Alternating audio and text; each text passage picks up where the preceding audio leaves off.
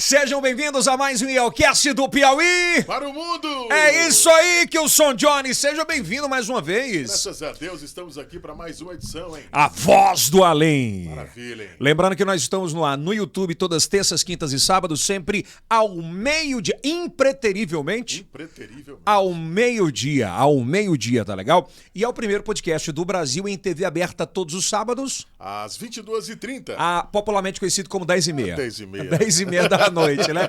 Então, você tem a opção de assistir na Rede Meu Norte para mais de 8 estados, também aqui no nosso IELCast, o que a gente está muito feliz com a evolução.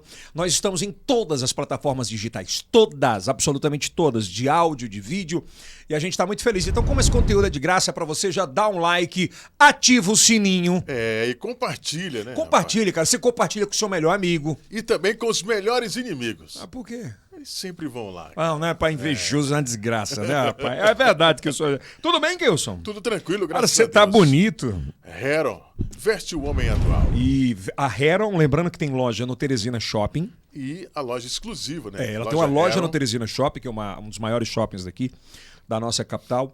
E também você encontra em todas as lojas Noroeste, no Maranhão e no Piauí. Em Parnaíba, mandar um abraço para Parnaíba. Rapaz, você tá rico, cara. É, porque você tá tocando fogo em dólar, pô. exatamente. Sabe que aqui não é foguinho, não, é fogaréu, né? É a fogaréu, né? Mostra aí essa camisa, nova coleção, olha. Lindona, hein? Chegou agora, hein? Caraca, essa música, essa parada tá muito boa. O Denis, gostou, que é um né? esquerdista absurdo, ele pode usar essa camisa. Pode. Não é? Essa camisa tem poder, né? Se você pudesse traduzir essa camisa. Uma legenda. Pra tocar fogo no dólar! É o nosso símbolo, né? Lembrando que vem aí a nossa lojinha com bonés e camisetas, tá personalizadas. A loja tá linda, né? A gente tá começando. terminando, a gente já tá ajustando tudo, mas vai ficar um negócio muito legal. Agradecer aos nossos patrocinadores, a Jupi Alimentos, que tem o melhor cuscuz do Brasil. Isso é bom. Se você é do sul do país, você não sabe o que é um cuscuz. Você não tá sabendo. Uma tapioca de manhã. Sabe? Claro que sabe, né, cara? Mas na hora que você comprar, você lembra? Jupi Alimentos. Jupi! A Faculdade Santo Agostinho UniFSA. O melhor centro de ensino do meio norte do Brasil. Com uma história simplesmente espetacular, né? Informação é com a UniFSA. UniFSA. Vamos lá, meu povo aí do Twitter, me ajuda.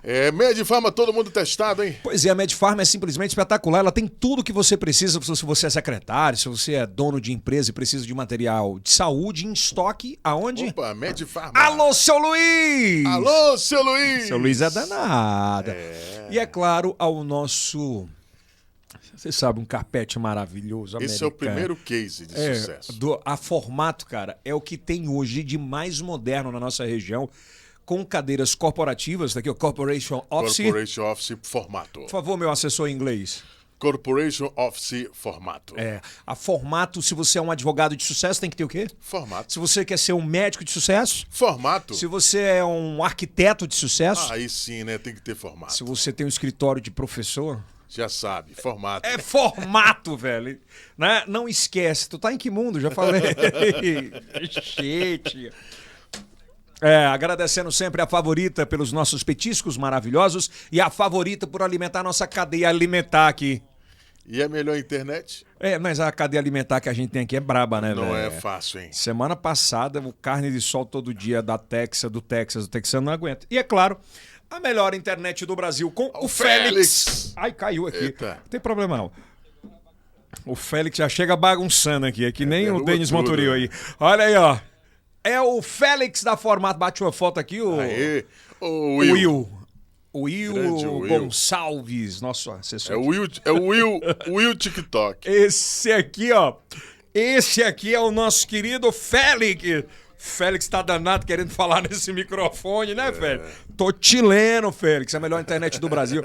Você já pode se inscrever pelos nossos canais, vai aparecer durante a nossa entrevista dos nossos patrocinadores aí, que vai aparecer a cartela, você já faz. E hoje, Kilson Jones. Sim. Roteirizado aqui por Denis Constantino. Vamos lá. Denis Moura.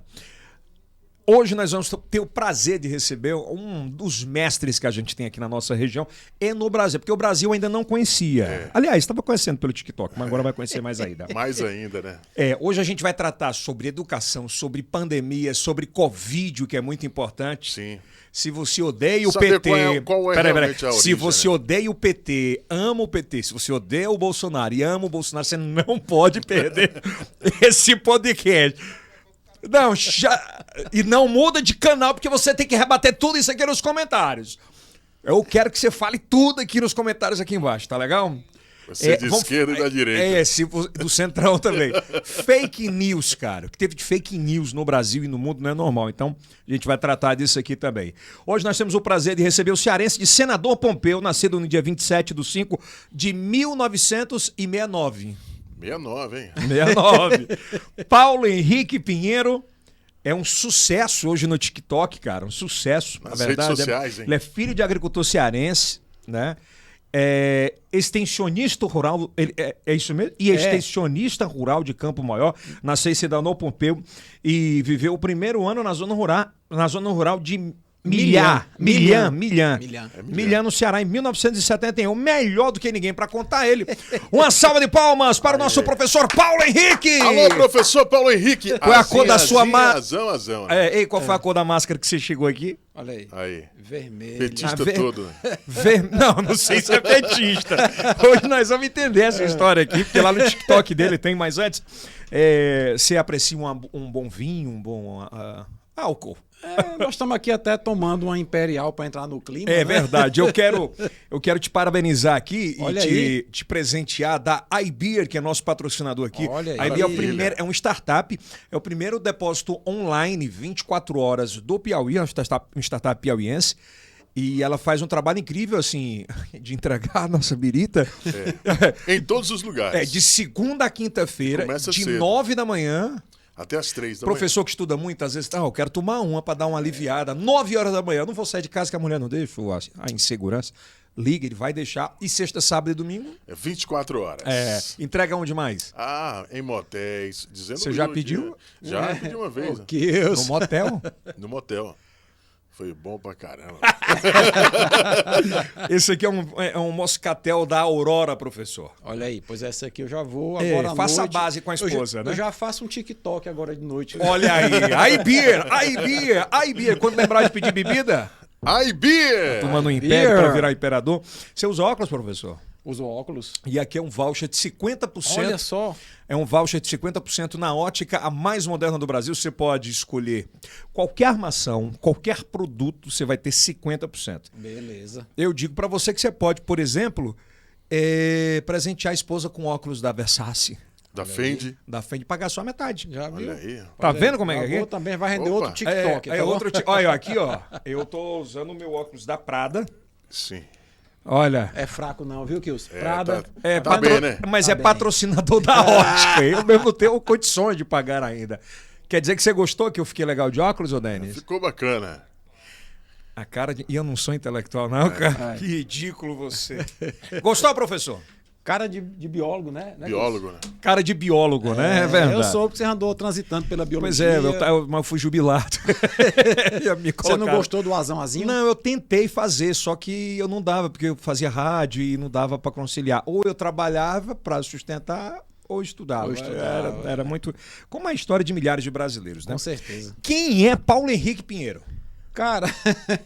Ei, Kilson, vai rascada que ele me meteu Vamos aqui. lá. Quem é Paulo Henrique Pinheiro? Paulo Henrique é um professor já de 30 anos de profissão aqui no estado do Piauí. Eu comecei aqui exatamente na biologia, Yeldson, porque eu fazia odontologia na Federal e mesmo sendo uma universidade pública, Kilson, a gente tem que comprar os equipamentos, os instrumentos do dentista, né? E como eu sou filho de professores ali de Campo Maior, né? Eu terminei, deixa eu ajustar aqui. Pode puxar na orelha. Puxa aqui no bicho, né? É. Eu terminei... No bicho eu não sei, no microfone você pode puxar aí tranquilo. Aí eu terminei tendo que ministrar aula de biologia nos cursinhos para financiar o meu curso, né? E, cara, eu gostei demais da Cara, biologia. uma vida paralela ali. Eu gosto de contato com gente. Eu estava falando pro Kilson aqui antes de começar que eu cheguei a montar consultório, eu sou ortodontista, mas, cara, eu ficava no consultório tentando falar e o paciente com a boca aberta, cheia de ferro, e eu ali naquela agonia danada. terminei concluindo... Prosear, como a gente fala. Terminei E concluindo... como é que foi a infância no Ceará? A infância no Ceará foi só o primeiro ano da minha vida, porque o meu pai era agricultor em Milhã e minha mãe extensionista da ANCAR, que equivale O que mais... é extensionista para quem está... Extensionista é aquela pessoa que vai junto ao agricultor familiar prestar orientações de como conseguir crédito, como conseguir uma melhor plantação. E aí terminou que meu pai se engraçou pela extensionista, né? Cearense mala! Casaram e vieram para Campo Maior. E a minha infância... De cara? De cara. Porque o meu avô, em Campo Maior, era magarefe. Vendia carne no mercado. E ele morreu naquela ponte do Genipapo, atropelado. E aí a minha mãe voltou para Campo Maior e meu pai veio junto. E me trouxe com Aí um não ano tinha de como idade, não. a cabecinha chata, né? E trouxe o filhinho. Diz que tem a brincadeira da cabeça chata, né? O cara fica batendo assim. Como é que fala?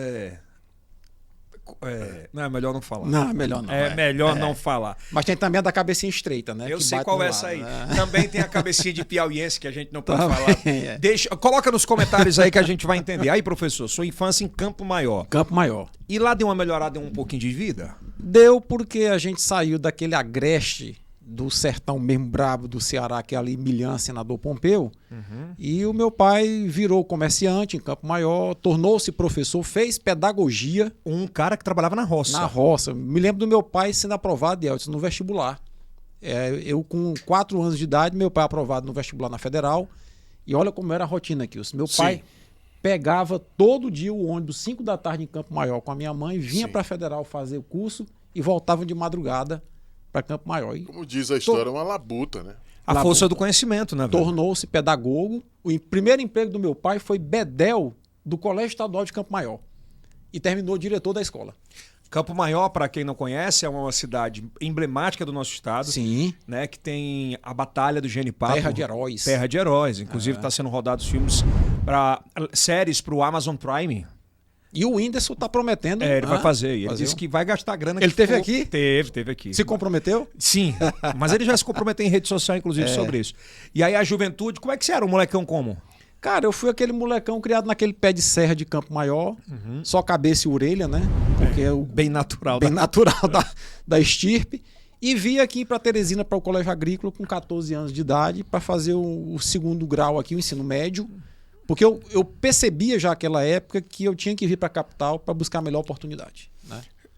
Quantos filhos? 4. 4 filhos. 4 filhos. E eu, o mais velho. Engraçado, as famílias cearenses, ela tem esse número de 4 filhos incrível, na maioria das vezes. Não é um negócio que chama muita atenção. Só que o meu avô com a minha avó tiveram 24 filhos. Hã? E meu pai foi o caçula, raspa de tacho. Seu avô e sua avó, 24 filhos. Porque filho no agreste do Piauí, do Ceará e do Maranhão é mão de obra. Quem é o trabalhador lá da zona rural, ter filho... E olha só, o meu avô e minha avó tiveram 24 filhos, dos quais apenas uma mulher, 23 homens. Pense. Puta que o pariu. Era um time de futebol com reserva, viu? Vem cá, ela começou a parir com quantos de uma anos? produção, 16 anos de idade, cara. E foi uma dentro da outra? Dentro da outra. Né? O velho era bom. Era 23 homens e uma mulher. Uma mulher. Incrível, produção, né? A todo vapor. Rapaz! Gente do céu! Nenhum mais deles está vivo hoje, né? Mas, enfim.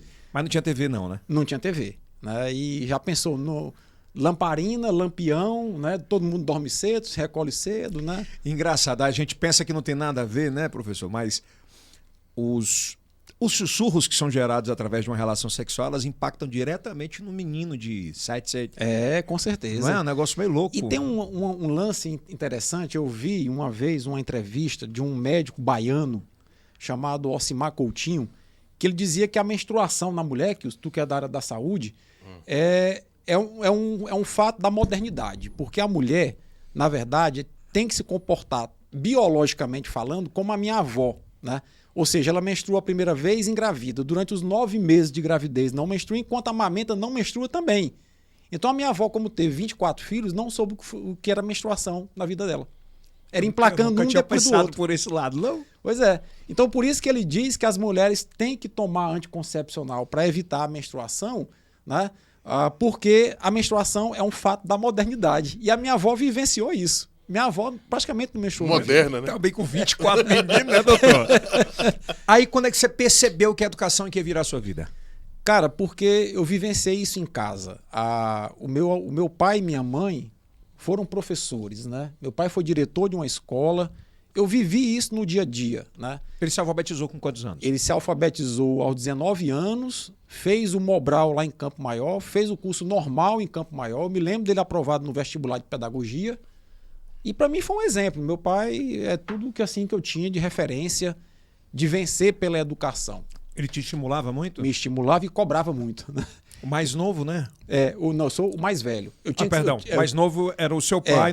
Eu tinha que servir de exemplo para os outros. E o papai dizia assim, ó a rotina. Eu ia de manhã para a escola, voltava e tinha que ir para o mercado ajudar no comércio dele, no horário do almoço, que ele tinha que ir em casa almoçar.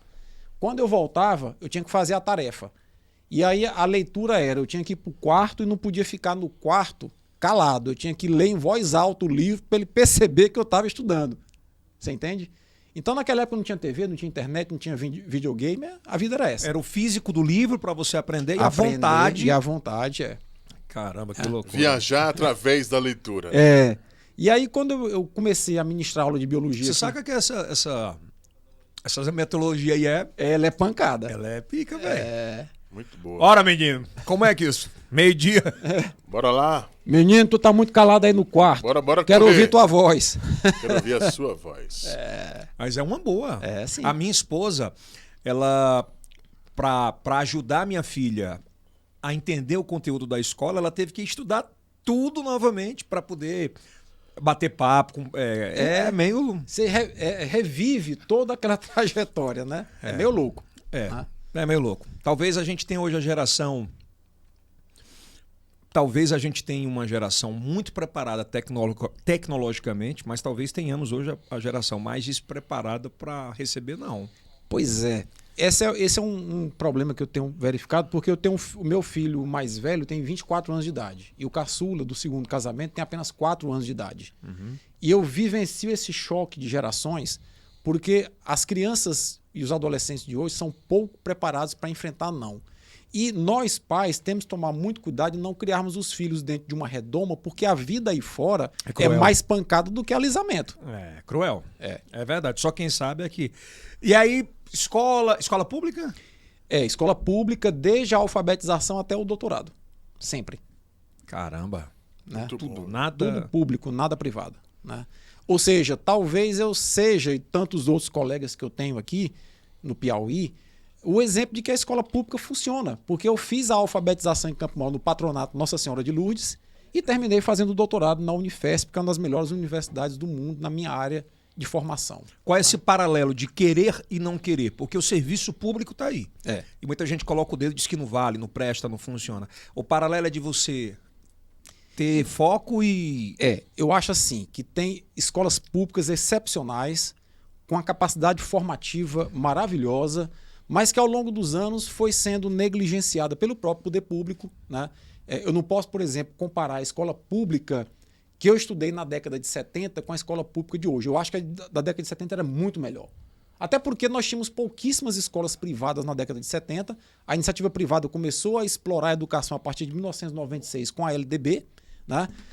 Mas na década de 70, pobre e rico tinham os filhos nas mesmas escolas. Era? Lá em Campo Maior, por exemplo, eu fui... patronato Nossa Senhora de Lourdes, Leopoldo Pacheco, Valdivino Tito. Eu estudava com o filho dos médicos, filho dos advogados, sempre na escola pública. Os referenciais no Piauí eram o Colégio das Irmãs e Diocesano. Mas fora isso, não tinha outras escolas. Hoje você tem muita escola. Muita né? escola. Muita escola. E a sua formação hoje, para chegar no doutorado, ela passa pelo quê e é o quê, para a gente entender? Bom, depois que eu entrei na universidade aqui no Piauí, na UFP, eu fiz odontologia, fiz biologia, mas eu sempre gostei da biologia pelo contato, Yeldson, com as pessoas. Tá? Eu cheguei a ministrar revisão no antigo centro de convenções para 1.000 estudantes. Né? Revisão de biologia. Então, sempre eu tive essa facilidade de falar em público, de me articular com as pessoas. E aí eu comecei a perceber, olha, vida de professor de cursinho, que só sabe quem... Você sabe que é dar 16 aulas, ministrar 16 aulas da mesma coisa no mesmo dia em 16 salas diferentes? Até as piadas ficam iguais. É punk. Você tinha um programa, né, professor? Na televisão, se liga. tinha. Né? Mas Aqui- é punk, o cara tem que fazer muito, amar muito o que faz. Muito. Aí eu comecei a ficar cansado e eu comecei a perceber que aqui em Teresina começaram a surgir as faculdades privadas. Eu disse, olha, eu tenho que fazer uma especialização, um mestrado.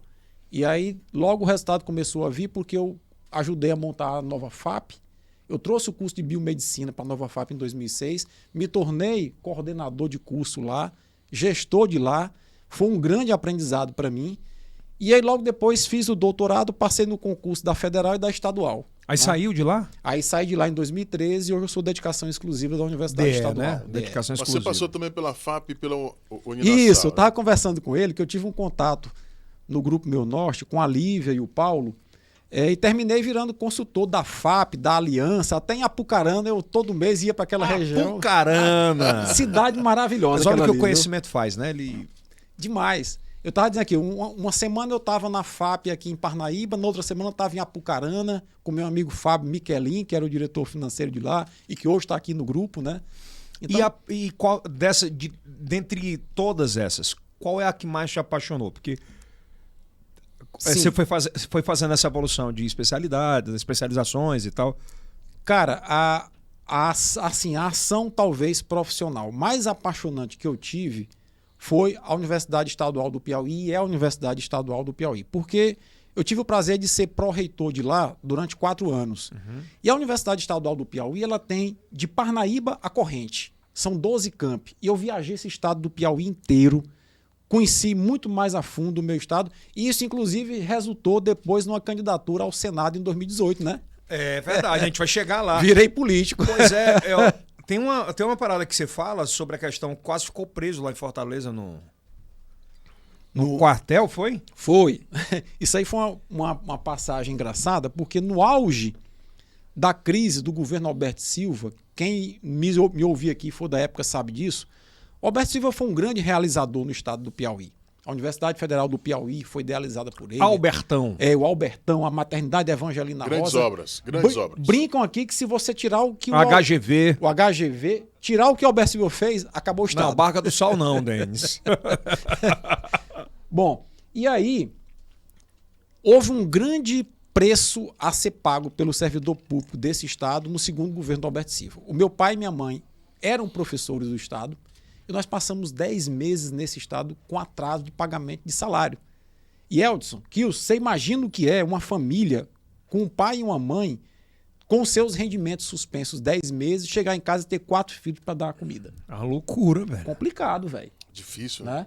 Eu me lembro que a gente lá em casa jantava abóbora, girimum de leite com leite. Todo dia eu tava já ripunando com aquilo ali, não aguentava mais. E os teus pais começaram a procurar bico? Começaram a procurar bico e principalmente os amigos ajudando. Né? A gente passou por essa experiência. Né?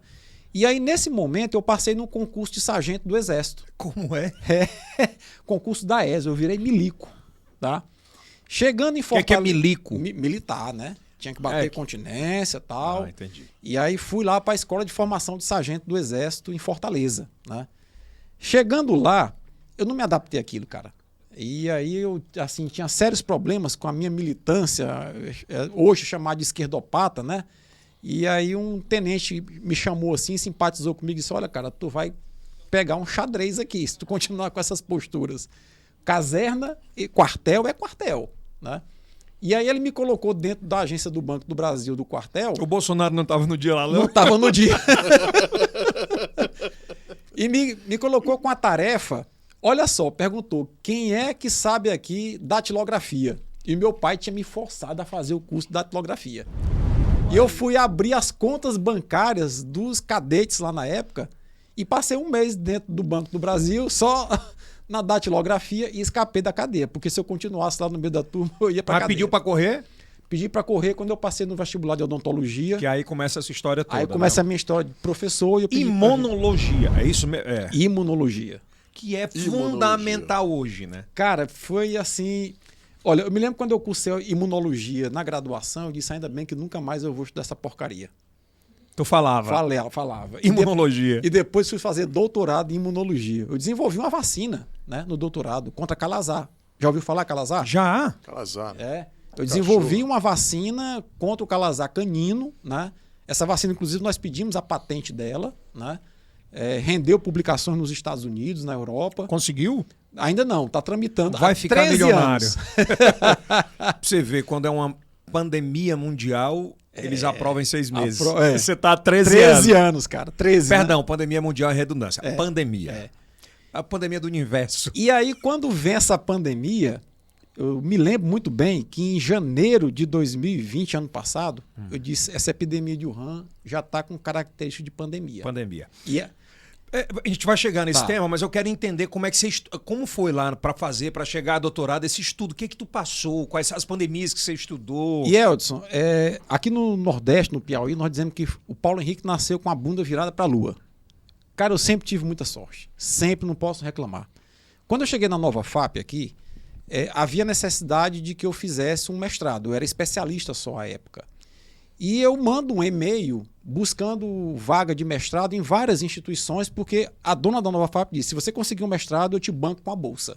Então era um baita incentivo. Tá? Porra. E aí, eis que aparece uma resposta em um dos e-mails. Uma professora da Unifesp, que estava desenvolvendo uma pesquisa de vacina contra calazar, vê o meu e-mail e, Piauí é um dos estados do Brasil que mais tem calazar. Aí me aparece um cara lá do Piauí que vai ter acesso a sangue de cães, sangue de seres humanos com a doença, para a gente fazer os ensaios pilotos aqui. Deu a cereja do bolo. Pronto. Aí ela perguntou, eu vou te mandar aqui o projeto, você vai dar uma olhada nele e vai me dizer se ele é factível ou não. Eu li o projeto 10 vezes, 100 vezes, não entendi porra nenhuma do projeto. Aí ela me manda a pergunta, e aí, dá para desenvolver? Eu digo 100%.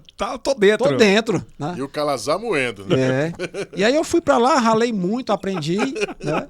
Fiz meu mestrado com ela, doutorado com ela. Aprendeu muito, velho. Muito, caralho. Muito mesmo. E aí, assim, o que é que acontece? Eu cheguei a ter um convite para ir fazer pós-doutorado em Nova York ou em Paris. Porra. Aí eu disse, não, um jumentinho raciado lá de Campo Maior, já tá com doutorado aqui na Unifesp? Tá bom. Cara, eu me arrependo demais de não ter ido. Sério? Sério. Porque eu poderia tá no outro nível hoje. O cara fala assim, essa parte de imunização, né, e tal, é só vacina. Não, tem muita coisa que isso reflete, né? Ó, tem uma imunização que a gente nem saca que ela existe. Sabe qual é? É a doença.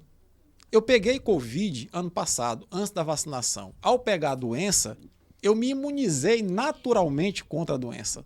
Entendeu? E é muito louco, né? Eu tô com uma parada agora, eu tô com, acho que é o quarto médico que eu vou, que começaram a aparecer umas feridinhas na barriga e na perna. E eu digo... Ih, que os feridinhos, ó. Não, era tipo... Um negócio, não era ferida, era tipo um carocinho, coçava muito e tal, e eu corri e não tinha nada. E aí é uma síndrome que dá de estresse, cara. Que loucura. Cara, nossos sistemas são todos integrados. De você não dormir direito, de muito job, de muito trabalho. Muita rotina. E o corpo... responde. Que loucura, a somatização... Com a falta de vitaminas. É a somatização do teu estresse repercutindo fisicamente em você. Agora eu tô tomando 12 comprimidos de vitamina por dia. Eu já tô olhando para uns caroços. Amanhã eu nem vou, não. Ei, professor, me explique. Vamos começar agora a entrar nesse tema tão polêmico e tão importante, né? Vamos sim. Como é que foi quando você começou a enxergar lá atrás, né, no início ainda, que aquilo poderia mudar o mundo nesse aspecto negativo, principalmente, né, de muita gente morrendo e tal. Disse, caramba, isso aí vai dar o que falar. Mas isso vai prejudicar muita gente. Como diz lá aquela música do TikTok, vai dar merda, né? Cara, com a formação da gente, a gente é treinado para ver as coisas, né? Epidemia, por definição, é quando uma doença surge e ela se espalha de forma descontrolada, mas localmente. Por exemplo, Teresina pode ter uma epidemia de gripe, por exemplo. Quando essa epidemia, que é uma doença descontrolada, começa a se espalhar por vários países, vários continentes, ela vira uma pandemia. Cara, quando foi em janeiro, eu olhei para a situação, eu já tinha um canal do YouTube. Eu vou abrir um parêntese aqui. Vamos falar de pandemias que já aconteceram que a turma de hoje não conhece. Tranquilo. Muito tempo atrás. Para mim, a mais emblemática é a varíola. Explica o que é que ela fez no mundo. Por quê? Porque a varíola, desde o Egito Antigo, já existia. É um vírus que ataca o sistema da pessoa e que gera bolhas. Essas bolhas explodem como se fosse uma catapora mais violenta, generalizada no corpo inteiro, dá infecção e a pessoa morre.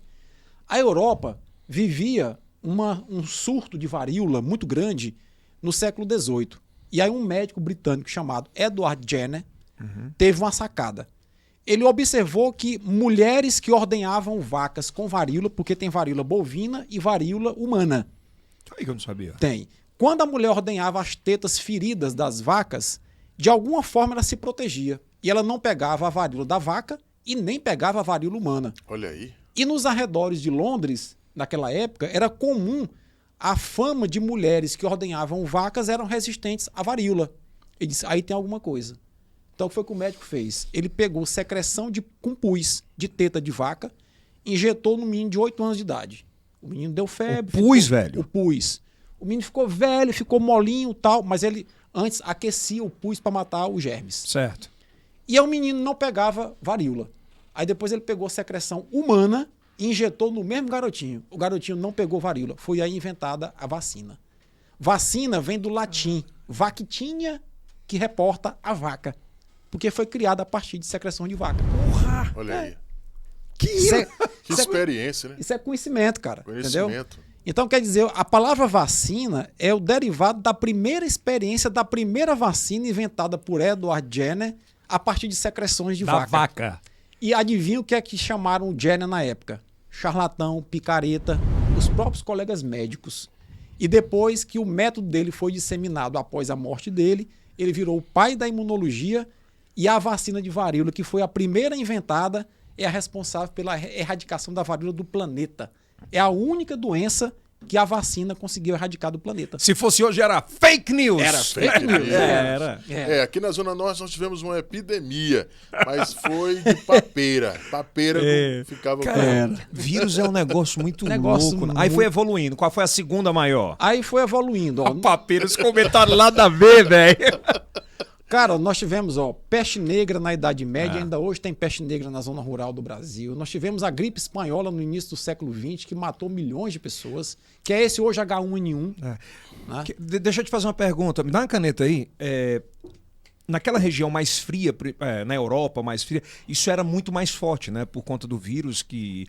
Porque o vírus ele tem uma característica. Ele só se reproduz dentro das células. Se eu tiver Covid e espirrar aqui na mesa, por exemplo... e ninguém entrar em contato com a secreção minha, em algumas horas morre. E quanto mais frio, o vírus sobrevive mais no ambiente, entendeu? Certo. Então, normalmente, regiões mais quentes, e aí foi uma das primeiras fakes. Que foi fake news. Mas eu tô te perguntando antes, né? Porque não tinha tanta mutação, esse vírus.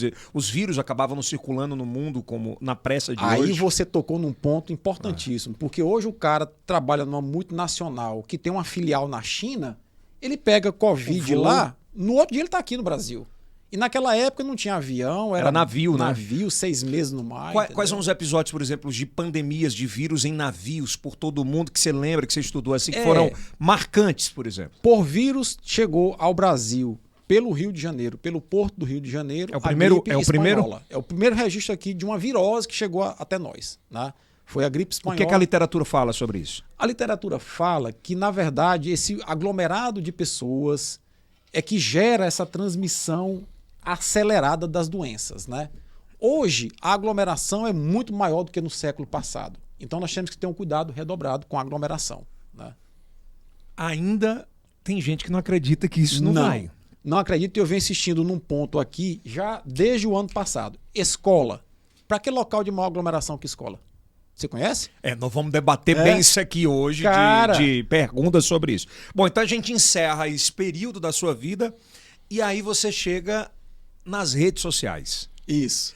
E que é muito foda porque a procura por conteúdo, eu dei uma pesquisada esses dias, que a maior procura por conteúdo sobre Covid-19, é claro que por conta da pandemia, mas ainda, né? Mas havia há um ano e meio atrás, nos últimos 7 meses, uma busca imensa no Google, foi o campeão disparado. Com certeza. Né, de conhecer o vírus.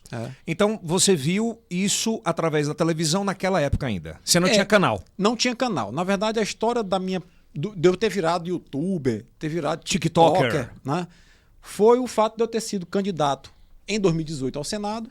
E aí, quando terminou a eleição, eu disse, poxa, eu tenho que... Mas o que é que te motivou, eu? Mas qual é a ferramenta que eu iria usar, Yeldson, para manter o contato com os meus eleitores? Rede social. Tá? Né? Aí eu pensei, não, vou criar um canal do YouTube. Comecei. Aí veio a pandemia. Quando veio a pandemia, eu disse, poxa, peraí. Aqui tem uma coisa que eu sei, que eu domino, eu estudei isso e que eu posso ajudar as pessoas. Eu comecei a postar vídeos no YouTube sobre Covid-19, no TikTok, e a coisa bombou, entendeu? Você teve quantos votos? Eu tive 27.477 mas é votos. muito voto, pô. Cara, para quem foi fazer a primeira campanha da vida. Você tinha grana? Não tinha grana. Eu gastei 15 mil reais numa campanha de Senado. Para senador. Pra Por senador. qual partido? Era Pelo PT? Não, era pela Rede de Sustentabilidade. Pelo Centrão, né? Mas quase que eu ganho do Marcelo Castro. É verdade, quase. E aí você criou o canal... Primeiro foi do YouTube? Primeiro foi do YouTube. Já tinha Instagram? Já tinha Instagram. Agora o do TikTok foi a maior experiência, porque eu tenho o TikTok há 3 meses e estou com 60 mil seguidores. Tem vídeo 60, já tem quase... De curtidas? De curtidas, 680 mil curtidas. É, muita coisa, velho. Tem vídeo de 1.300.000 visualizações. E falando disso. E falando disso. Qual e de foi a política máscara também. mesmo que você chegou aqui? Qual foi a Essa cor? daqui, ó. O próximo entrevistado Cara, adora a cor dessa marca, o Gaete. Cara, tem um vídeo lá no TikTok com essa máscara aqui que ele fez história. E aí, quando é que você viu, professor, que essa pandemia ia mexer com o mundo inteiro, pela sua expertise, pelo conhecimento? Eu vi no dia 26 de janeiro de 2020.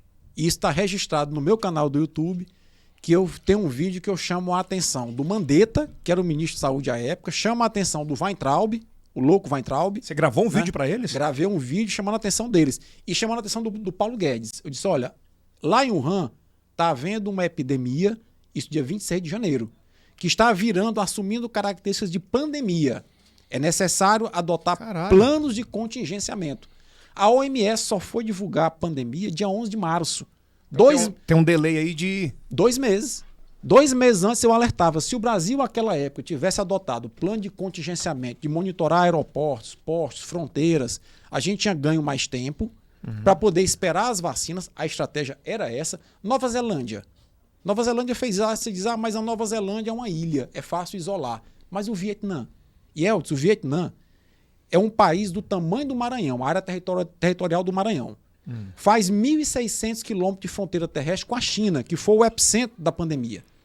E o Vietnã tem 60 mortos por Covid-19. Ele bloqueou tudo. Bloqueou Seguiu tudo, a ciência. adotou máscaras, evitou aglomeração. E detalhe, o Vietnã não tem nem 0,5% da população vacinada. Porra! Nem 0,5%. Ou seja, é um país que se disciplinou a enfrentar a crise. Se nós tivéssemos feito isso aqui, ou algo próximo a isso, e aí eu chamo a atenção de um grande epidemiologista que o Brasil tem, que é o Dr. Pedro Alau, ex-reitor da Universidade de Pelotas, ele tem um modelo matemático que ele mostra que se o Brasil tivesse adotado precocemente medidas restritivas, nós teríamos poupado 400 mil vidas a essa altura. Por exemplo, os Estados Unidos, se você migra na época da pandemia, no início, mesmo com o negacionismo ainda do Trump, né, de não acreditar muito, ele determinou na época, acredito que tenha sido, me perdoe se eu estiver errado, mas acho que foi isso. E se você migrava, por exemplo, do estado da Flórida para Nova York, para você entrar, era exigido o teste. Era. Por exemplo, imagina eu sair do Piauí para o Maranhão. Para entrar lá, eu tinha que estar negativado. E o Trump era um puta negacionista, mas ele teve essa sacada e outra. O Trump ainda fez o seguinte: adquirir de forma antecipada as vacinas da Pfizer. 1 bilhão e 200 milhões de doses. É 4 vezes o necessário a vacinar toda a população americana. Donald Trump. E aqui nós ficamos titubeando. Não, é vacina que vai causar mutação, vai criar rabo de jacaré. Pelo amor de Deus. É por isso que a minha posição é esquerdopata. O que é esquerdopata? O que é ser esquerdopata? Cara, teve uma pergunta no TikTok, eu defendendo essas questões, aí uma pessoa diz assim, só pode ser petista. Porque o cara vai falar isso agora, ele vai botar aqui embaixo. Aí eu fiz um vídeo... Você é um petista, filha da puta. Aí eu fiz um vídeo e eu digo, olha, eu uso blusa vermelha, eu uso máscara vermelha, meus armários são vermelhos em casa. Eu não sou petista, não. Você pode até me chamar de esquerdopata, de canhoto, mas não vai me chamar de petista porque eu não sou petista. Né? Eu sou filiado hoje ao PSB. ao Partido Socialista do Wilson Brasileiro, Martins. do Wilson Martins, meu colega, 40. 40. É. E o ano que vem, possivelmente, estarei candidato aqui no Piauí. Aí você não é petista, cara? Não, nunca fui filiado ao PT. Eu fui filiado à Rede de Sustentabilidade. Mas votou, né? Votei. Todas as eleições de presidente de 2000, do Collor de Mello pra cá, eu votei no PT sempre. E não é petista. E não sou petista. Tá bom. É brincadeira, hein? Só não tava na E sigla. eu ainda brinquei. Eu digo, olha, se o ano que vem a disputa no segundo turno for Bolsonaro e Lula, adivinha quem eu vou votar? No Bolsonaro. Nunca. Velho, qual foi o maior erro, professor, qual foi o maior erro que o Brasil cometeu através do seu presidente? Cara, eu estava comentando isso com os meninos. Se Deus tivesse me dado a oportunidade de ser o Bolsonaro, olha só, olha o desafio. Se eu sou o Bolsonaro, Vamos longe não, se você está ao lado dele para aconselhá-lo. eu ia dar uma de doido pior do que ele. Porque diz que remédio para doido é um doido e meio. E qual seria? Né? Cara, o Bolsonaro ele teve uma grande oportunidade de se firmar como um líder mundial. Ele teve uma grande oportunidade de, defendendo o que ele pensa, anular a esquerda brasileira, se ele tivesse assumido a coordenação da pandemia, acreditando na ciência. Tenho certeza que nenhum governador, nenhum prefeito ia peitar o Bolsonaro se naquele momento que eu alertei, ele chama de seguinte, olha, peraí, está vindo uma ameaça global, externa, eu quero aqui reunir os maiores cientistas do Butantan, da Unifesp, da Fiocruz e quero encontrar uma solução. E quero me articular com vocês, governadores, para que essas ações sejam articuladas, porque o Brasil é um país de dimensões continentais. Cara, ele tinha cravado um nome na história como um grande líder que defendeu o povo do Brasil contra uma ameaça. Faltou assessoria. Faltou. Ele teria, eu não sei como é que vai funcionar nas próximas eleições, mas ele teria garantido o espaço dele para uma reeleição muito forte? No primeiro turno, o Bolsonaro estaria hoje batendo os recordes de popularidade que o Lula teve no final do mandato dele, não tem a menor dúvida. Ele estaria sendo um exemplo mundial, mas ele optou pelo outro lado. Ele optou pela negação, ele optou por expor as pessoas. Vários são os vídeos que circulam na internet, ele andando de jet ski no Lago Paranoá, dizendo, não, é uma gripezinha, todo mundo vai ter que pegar. Cara, aquele Osmar Terra... Mas quem foi que levou essa parada pra ele? Que Osmar Terra. O que é imunidade de rebanho? Cara, a imunidade de rebanho é a imunidade coletiva. Ou seja, quando a maior parte da população tem anticorpos e células de defesa contra um agente infeccioso como esse coronavírus, o vírus bate em ti, tu tem defesa, ele não sobrevive. Ele não vai passar para outra pessoa através de ti. Então, você cria barreiras na população.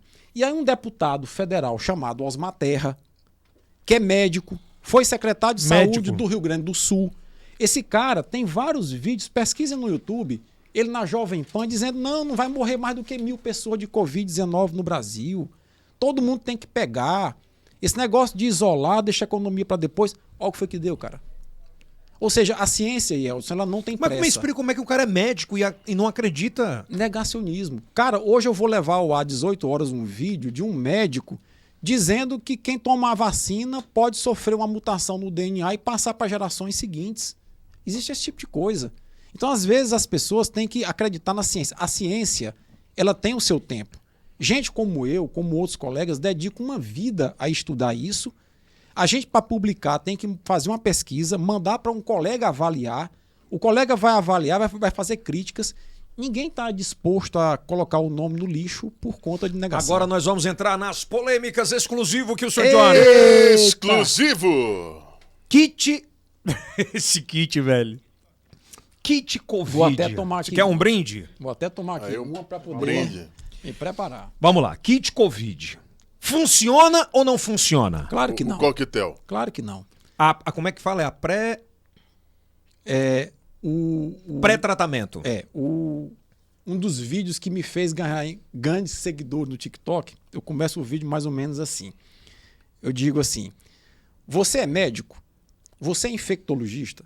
Você é microbiologista? Você é imunologista? Então não defenda tratamento precoce, kit Covid, porque você não tem informação para isso. Tá? Aí eu começo a explicar. A hidroxicloroquina e a cloroquina são drogas excepcionais que a ciência já testou e já comprovou a eficácia contra a malária. Só que malária é causada por um protozoário. E protozoário é uma célula. Então, quando você está com malária, vá aqui na Amazônia, pega a malária e toma cloroquina, aquela cloroquina vai dificultar o transporte de íons na membrana do protozoário, que é uma célula, e ele vai morrer com isso. Só que vírus não é célula. Vírus é um agregado de moléculas, vírus não tem metabolismo. Como é que cloroquina vai atuar sobre o vírus? Aqui, professor, quem foi que colocou cloroquina nessa história, hidroxicloroquina, pelo que você viu? Cara, foi um pesquisador francês.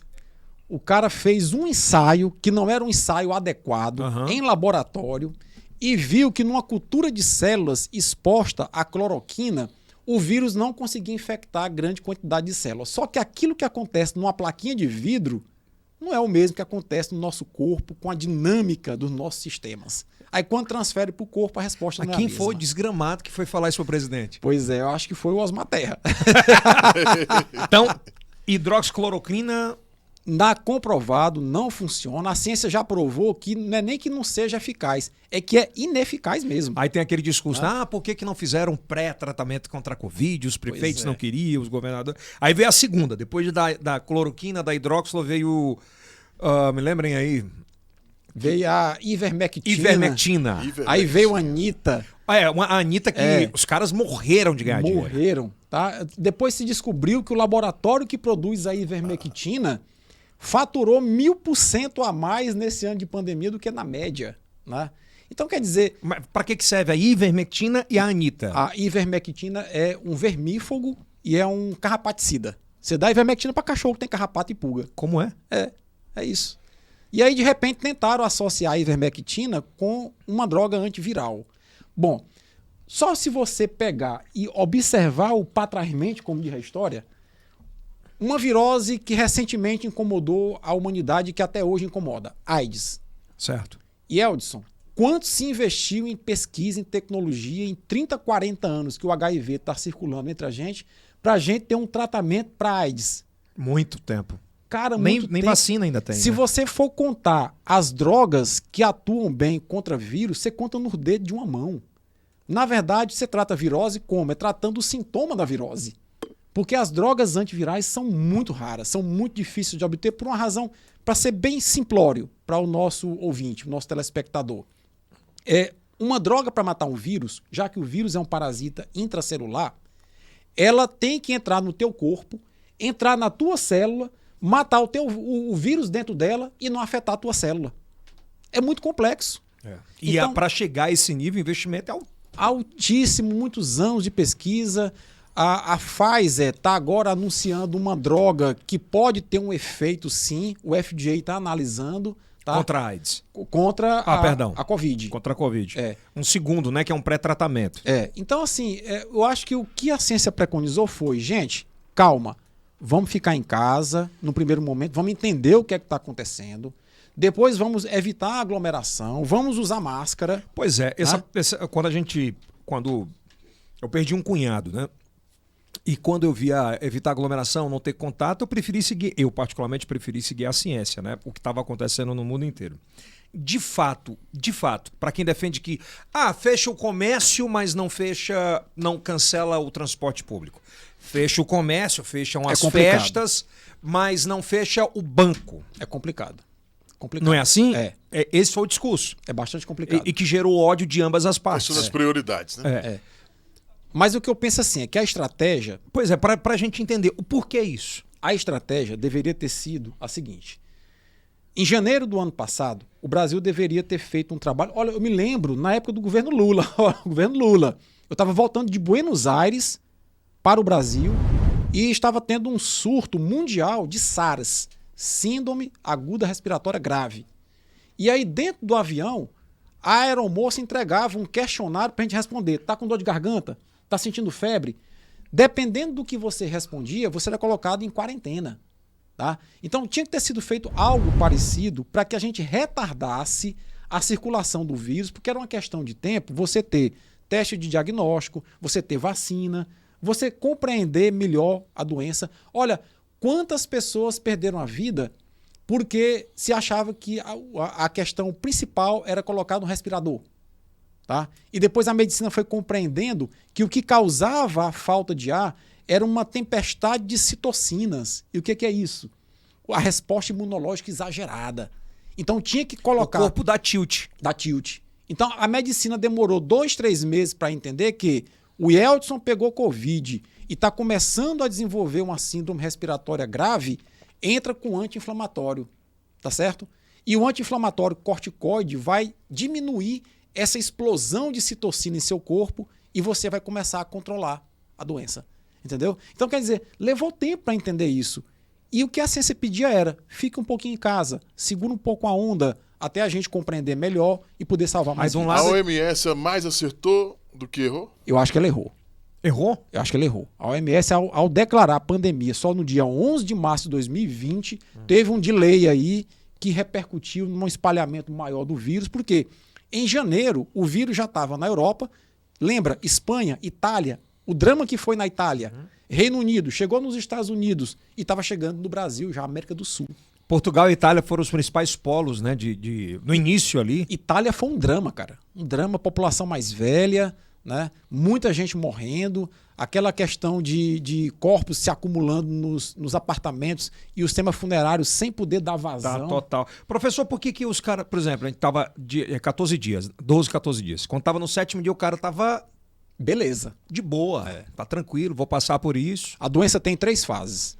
Você contraiu o coronavírus, eu senti isso na pele e eu, inclusive, fiz 3 vídeos relatando o que eu estava sentindo para as pessoas. Segue o professor aí, hein?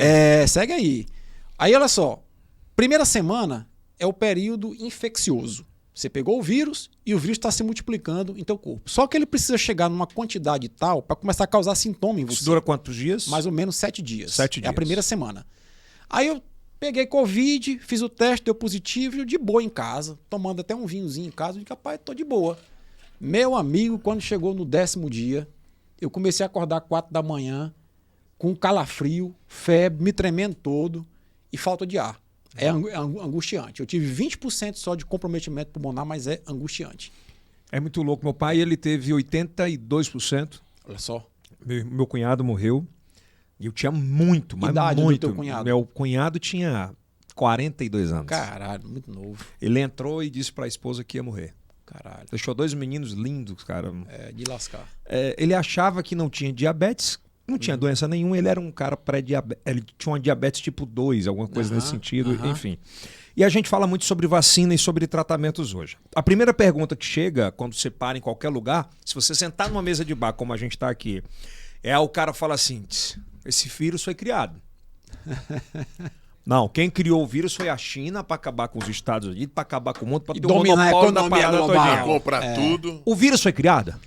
Cara, é o seguinte, quando você manipula geneticamente um vírus, uma bactéria, para transformar aquilo numa arma biológica, você deixa uma impressão digital naquele material genético. É como se você pegasse uma arma, uma .40, para matar alguém, e por mais que você limpe, você vacila, deixa lá a tua impressão digital e o perito encontra, tá? Então, se esse vírus fosse manipulado geneticamente, fosse uma arma biológica, né, vários cientistas do mundo já teriam descoberto o rastro de alteração genética desse vírus e teriam descoberto. O que se entende hoje, o que é mais aceito, é o seguinte, o nome do fenômeno é transbordamento zoonótico. Ou seja, de tanto se conviver com o animal silvestre e alterar o ambiente natural do animal silvestre, o animal silvestre convive com o ser humano, passa para o ser humano o agente infeccioso e como a gente é o primeiro contato que tem com ele, se ferra. Vou te dar um exemplo. Primeiro ciclo econômico do Brasil, pau-brasil. O português chegou aqui em 1500 e lascou o pau a derrubar a Mata Atlântica. Tirou o habitat natural de um inseto chamado barbeiro. O inseto chamado barbeiro migrou para a cidade e encontrou casebre de palha, pau a pique e começou a picar as pessoas. Ao invés de picar tatu, cutia, gambá, começou a picar as pessoas e, através das fezes, passou para as pessoas doença de Chagas. O fenômeno que fez a doença de Chagas, de ser uma doença de tatu, cutia, gambá, preá, macaco, passar do ambiente silvestre para o ambiente urbano, é o mesmo fenômeno que fez o coronavírus passar dos morcegos ferradura, no nordeste da China, para os seres humanos. Então ele não foi criado? Não foi criado. Não foi criado. Até o que se sabe hoje, os estudos apontam. Mas vamos lá, a gente até hoje não tem, por exemplo, uma vacina para AIDS. Não tem, mas já está sendo desenvolvida. Mas está com quanto tempo? É porque é o seguinte... Sim, só concluindo. A gente tem quanto tempo do vírus da AIDS já no mundo? Há mais de 40 anos. 40 anos. A gente está com o coronavírus há 2 anos. 2 anos. Esse é o atual coronavírus, E o por que SARS-CoV-2. não tem vacina para AIDS e tem vacina para corona? Vamos lá. Primeiro ponto. O vírus HIV, ele é um vírus da categoria dos retrovírus que tem um material genético formado por 2 fitas de RNA. Certo. O coronavírus atual tem apenas uma fita de RNA, ou seja, ele é mais simples, tá? Segundo ponto. Quem diz que a vacina para a Covid-19 foi desenvolvida em apenas 1 ano, não conhece a dinâmica da imunologia. Porque lá em 2002, houve uma doença causada por um outro coronavírus primo desse atual, chamado SARS, e a ciência começou a desenvolver vacina para SARS em 2002. A base tecnológica das atuais vacinas já tem 20 anos, Eldson. Você está me dizendo que a vacina do coronavírus foi Já feita em 2002? Começou a ser feita em 2002. Caralho. E aí, quando o coronavírus chegou, disse: peraí, esse cara é da mesma família do de 2002. Muda pouca coisa, vamos só fazer ajustes. E diante da emergência, foi criada a vacina rapidamente. Então, as pessoas têm que entender que essas vacinas levaram 20 anos para serem construídas. Né? E dizer assim que essas vacinas elas são seguras, são eficazes. Cara, ó, FDA nos Estados Unidos, Agência Europeia, a Anvisa aqui, extremamente rigorosa, chancelaram essas vacinas. Elas são eficazes. Elas estão salvando vida. Analise só. Quantos por cento do brasileiro já tem a primeira dose? 70, né? A segunda dose? 50. Bom, há quanto tempo nós estamos com o número de casos de morte em queda no Brasil? Há várias semanas. Hoje, quando a gente está gravando, está 100 e pouco. Então, isso é a prova quase que inequívoca de que o avançar da vacinação tem diminuído a circulação do vírus e tem diminuído o número de casos e o número de morte. Então, a gente vai passando de passo a passo, né? Temas polêmicos, por exemplo. Quais os tipos de vacinas que a gente tem disponível? Eu mesmo fiquei com muito medo de perder a minha vida, porque, enfim, eu tenho um leque de gente que...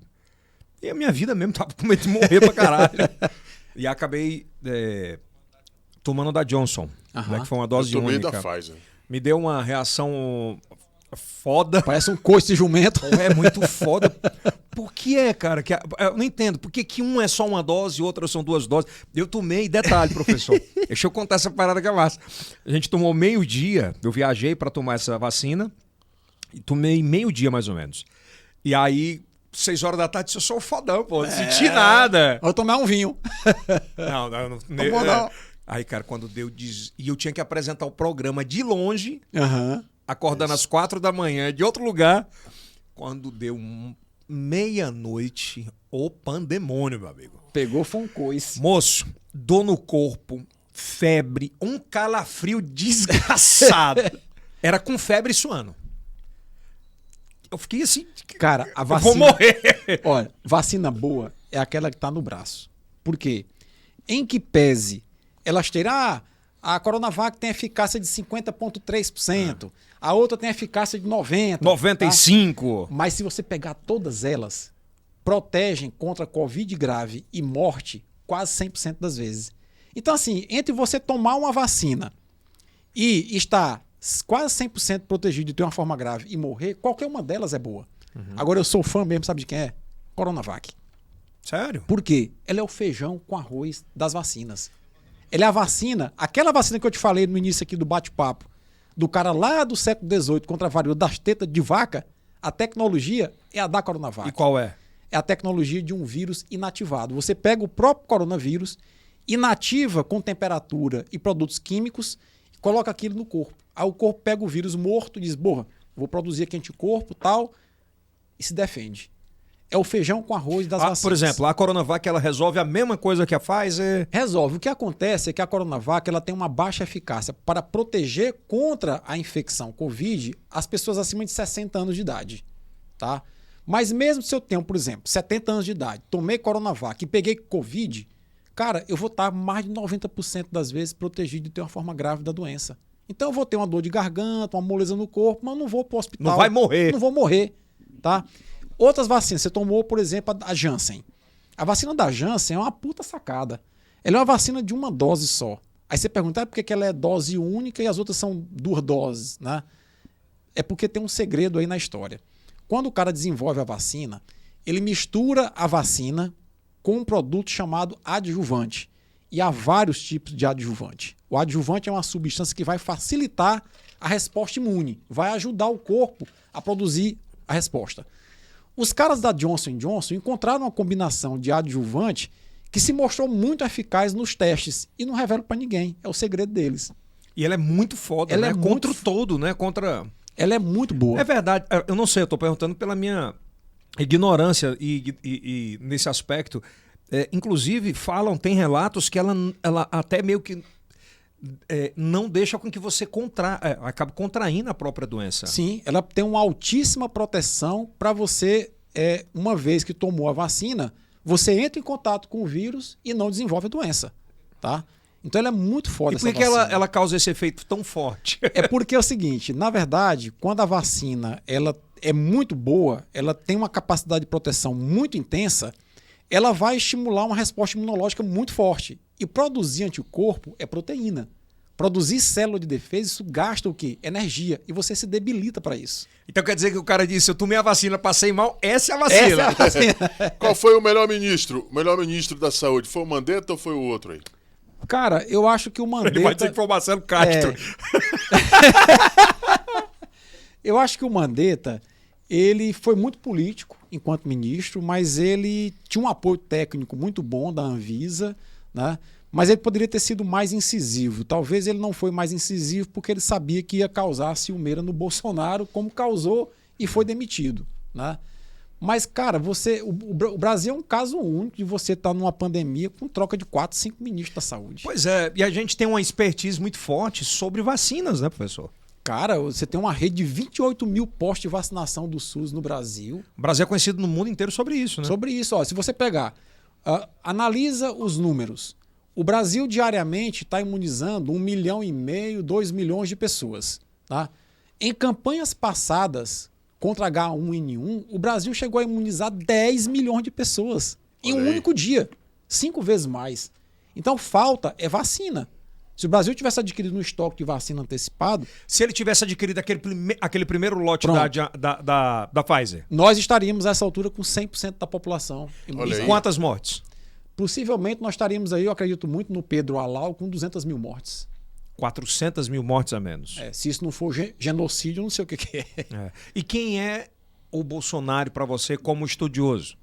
Cara, o Bolsonaro, para mim, é um cara que caiu de paraquedas no Palácio do Planalto a partir de uma conjuntura que foi criada de revolta.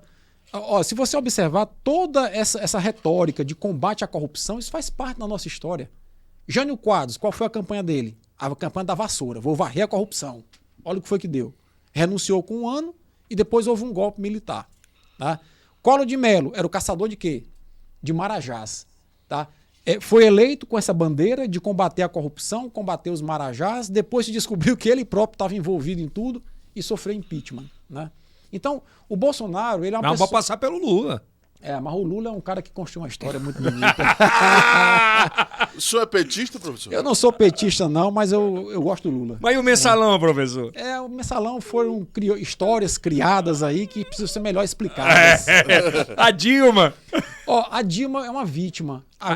A Dilma é uma vítima da incapacidade de articulação política dela. Ela mesmo, né? Porque ela ficou refém desse mesmo centrão que está hoje apoiando o Bolsonaro. E aí o Bolsonaro caiu de paraquedas nessa história, na sua opinião? Para mim, caiu de paraquedas. Estava preparado intelectualmente? Porque ele tem uma legião absurda, né? O Bolsonaro, eu acho que ele não reúne as condições cognitivas e intelectuais para gerir nem um síndico, nem um apartamento, nem um prédio de apartamento. Isso é forte. Ei, peraí. Mas Desculpa. É só para ouvir e seguir. Eu não votaria nele para síndico no meu prédio, porque certamente a cisterna ia entupir e a piscina ia ficar sem tratamento de água, entendeu? Qual é a gestão que o Bolsonaro faz do Brasil hoje? Nenhuma. Ele cria crises, uma atrás da outra. E se você observar, isso aí entrando um pouco mesmo na política, na economia, Yeldson, quando estoura aquela história lá da empresa do Paulo Guedes lá nas Ilhas Britânicas, tal, o cara bota 10 milhões de dólares aí, o dólar tá aumentando. Mas vamos lá, ele não comprou a vacina? Cara, ele comprou a vacina depois de muita pressão. Qual foi o grande elemento, o divisor de águas, dele largar a hidroxicloroquina? É bom demais. E se abraçar com a vacina. O divisor de água foi o Dória. Se o Dória não tivesse trazido a vacina, como ele chama, né, ele estaria ainda hoje insistindo em dar cloroquina para Ema. Você acredita nisso? Acredito nisso. Antes de o Kilson fazer a próxima pergunta, eu tenho uma curiosidade, de verdade, agora falando muito sério. Você acha que em algum momento o Bolsonaro quis voltar desse rumo que ele estava? De assim, ele entender que, porra, não, é a ciência mesmo, é isso aqui. Olha, porque teve uma hora que ele usou a máscara, né? Tá, falando bem sério, eu acho que o Bolsonaro, ele tem um gabinete que o orienta a assumir essa postura, tá? No sentido de que ele mantém com essa postura cerca de 25% do eleitorado fidelizado a ele. E isso o garante no segundo turno, tá? Então, em algum momento, um cientista político ligado a ele, alguns dizem que é o Steve Bannon, né? Defendido, cara, mantém essa posição firme que tu vai garantir esses 25% e tu tá no segundo turno com a canetinha cheia na mão para ser o presidente. Entendeu? Então você acha que é isso? Eu acho que é mais ou menos por aí. Bolsonaro acertou quando decidiu o auxílio emergencial? Errou. Feio. E eu explico por quê. Por quê, professor? Porque é o seguinte... 600?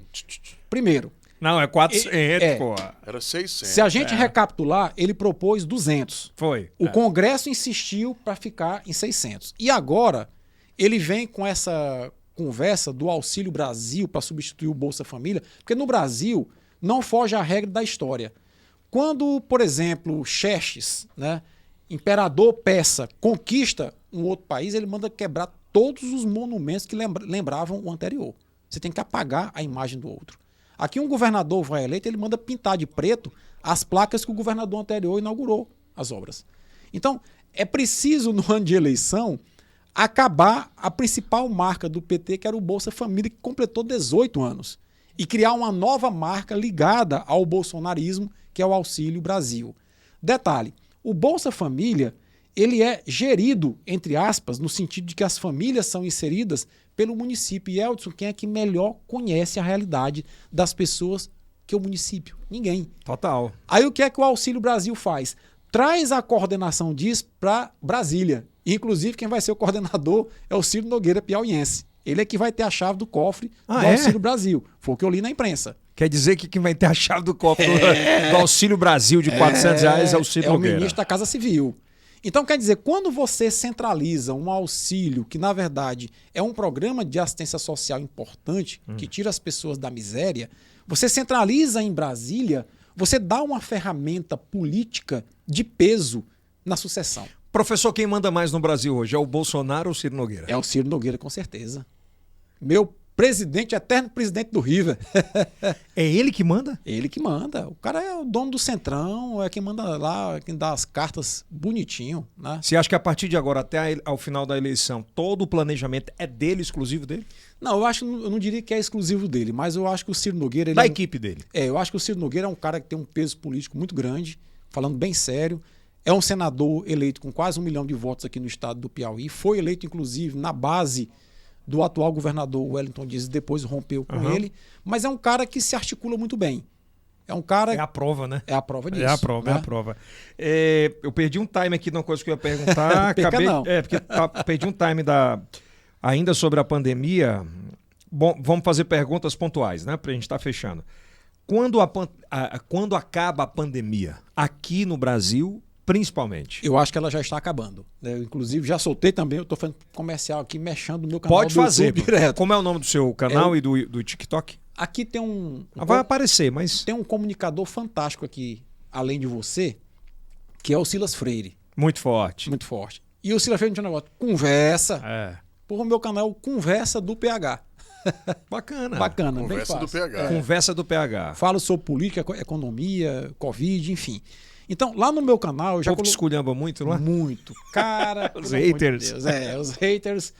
Então, eu acho que a pandemia, em alguns países, ela já está assumindo características de endemia. Ou seja, os números estão ficando constantes. Né?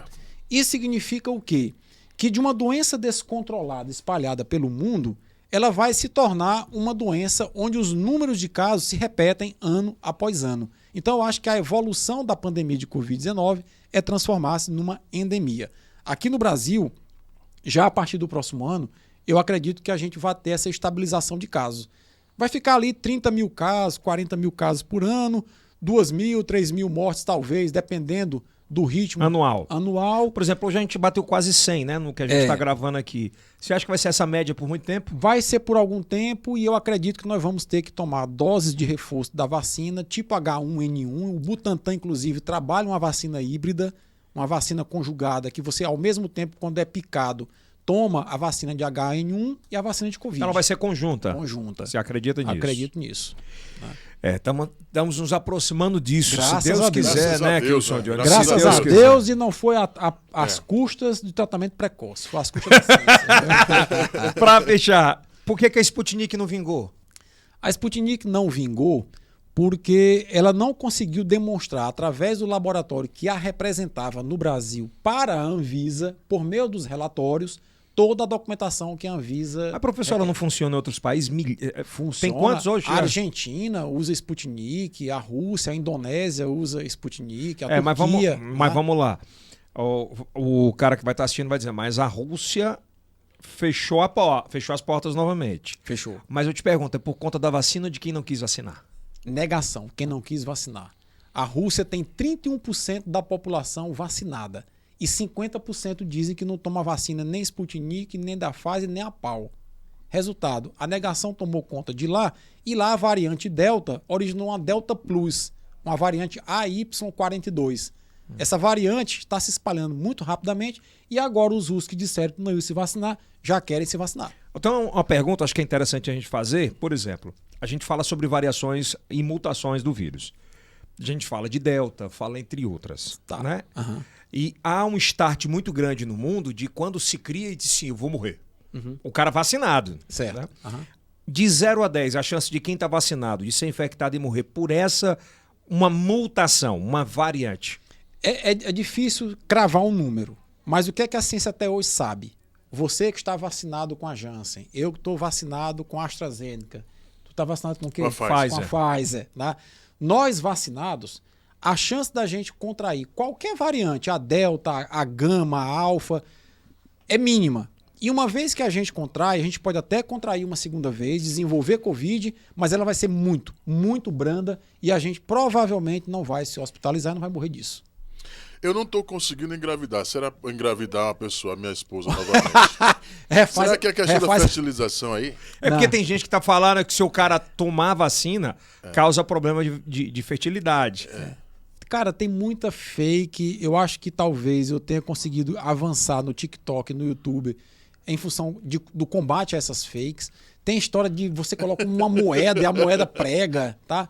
Umas coisas sem pé e nem cabeça. Isso não tem estudo científico nenhum. Não tem estudo científico nenhum. O que se sabe, o que a ciência defende tome a vacina, tome as doses de reforço. Nada de quando negacionismo. for chamado. Eu vou além agora. Tomei a vacina, posso virar jacaré? Nunca.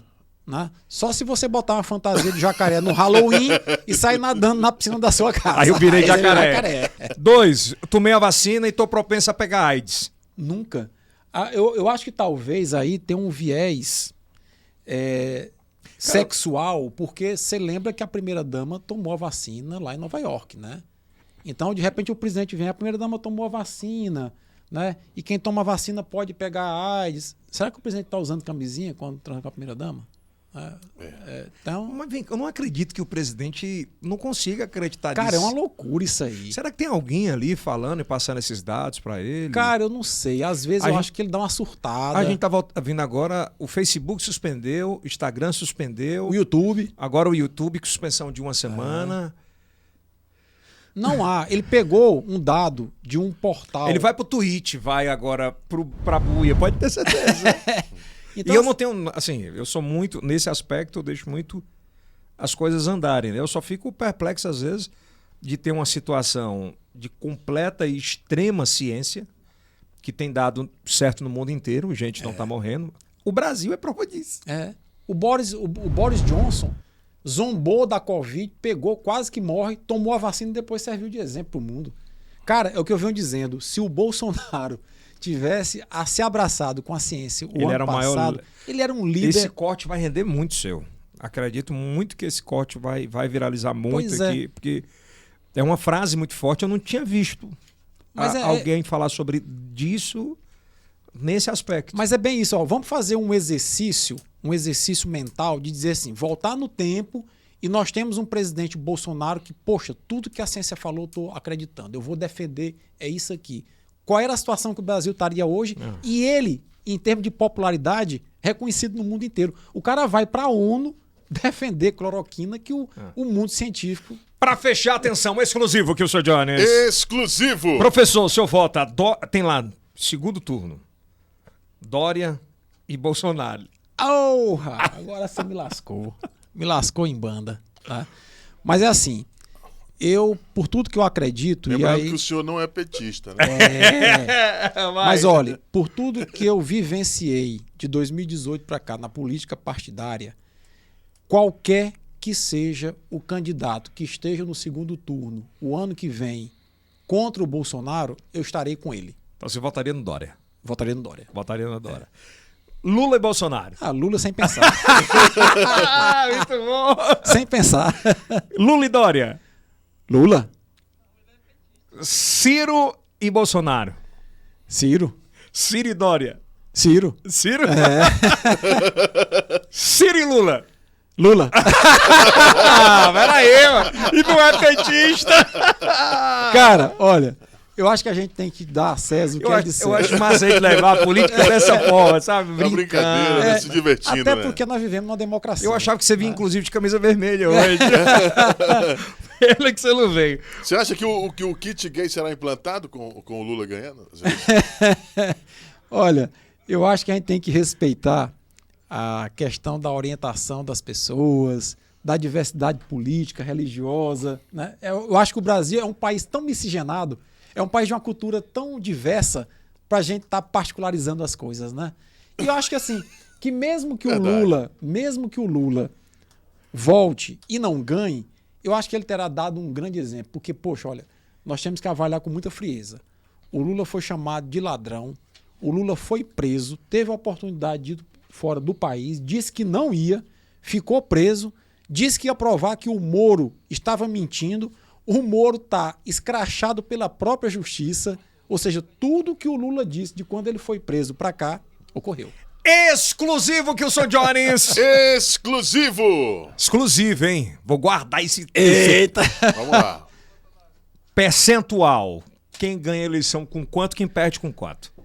Eu acho que vai haver segundo turno, pela pouca experiência que eu tenho, porque nunca um candidato, ou quase nunca um candidato que parte muito na frente como o Lula, consegue manter isso até o final. Eu acho que o Lula está no segundo turno, tá? E acho que o Bolsonaro não vai para o segundo turno. Acho. Eu acho que o segundo turno... Mas você falou durante a entrevista aqui que ele mantém um percentual que garante... Mas ele está muito queimado, ele vai precisar de fazer muito Mas vem com 600 agora por mês. Vem. Mas eu acho assim, o meu palpite é que o segundo turno possivelmente será Lula e quem a centro-direita articular. O Dória, o Eduardo Leite. E se for pro segundo turno, Bolsonaro e Moro? Sem mágoas. Rapaz. Sem mágoas. Olha, sem mágoas. Sem mágoas. Eu peço asilo político em algum lugar. Vai embora daqui, né? Vai embora! Professor, mais uma vez, divulgue suas redes sociais, por favor. Gente, quem quiser me seguir, eu respeito muito a opinião de todo mundo. Do bolsonarista aí, ó, já segue! Vou até botar o óculos. No YouTube é o Conversa do PH. Dá pra colocar aqui, Denis, ou não? E o TikTok é o @prof_Paulo Henrique. Olha aí. No Instagram é arroba... Não, no YouTube é o Conversa do PH. Certo. Pode botar que você Conversa. É homenagem ao Silas Freire. Silas.